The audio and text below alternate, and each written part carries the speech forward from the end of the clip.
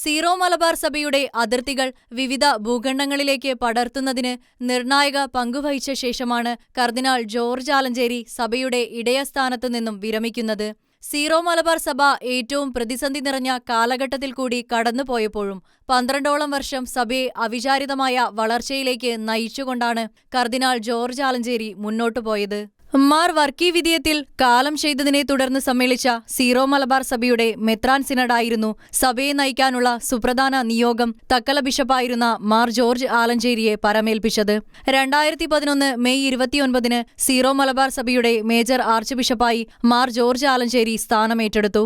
തുടർന്ന് നീണ്ട 12 വർഷത്തോളം കടുത്ത പ്രതിസന്ധിക്കിടയിലും സംയമനത്തോടെയും വിശ്വാസ തീക്ഷ്ണതയോടെയും സഭയെ നയിക്കുകയായിരുന്നു കർദിനാൾ മാർ ജോർജ് ആലഞ്ചേരി. ലോകമെമ്പാടും 50 ലക്ഷത്തോളം വിശ്വാസികളുള്ള സീറോ മലബാർ സഭയ്ക്ക് രൂപതകളുടെ എണ്ണം വൻതോതിൽ ഉയർന്നു. ഇന്ത്യക്കുള്ളിൽ 30ഓളം രൂപതകളാണ് സഭയ്ക്കുള്ളത്. ഷിക്കാഗോ, മെൽബൺ തുടങ്ങിയ രൂപതകൾ ഇന്ത്യക്കു പുറത്തും വ്യാപിച്ചതോടെ സഭയുടെ വളർച്ച എക്കാലത്തെയും കാൾ മുന്നോട്ടുപോയി.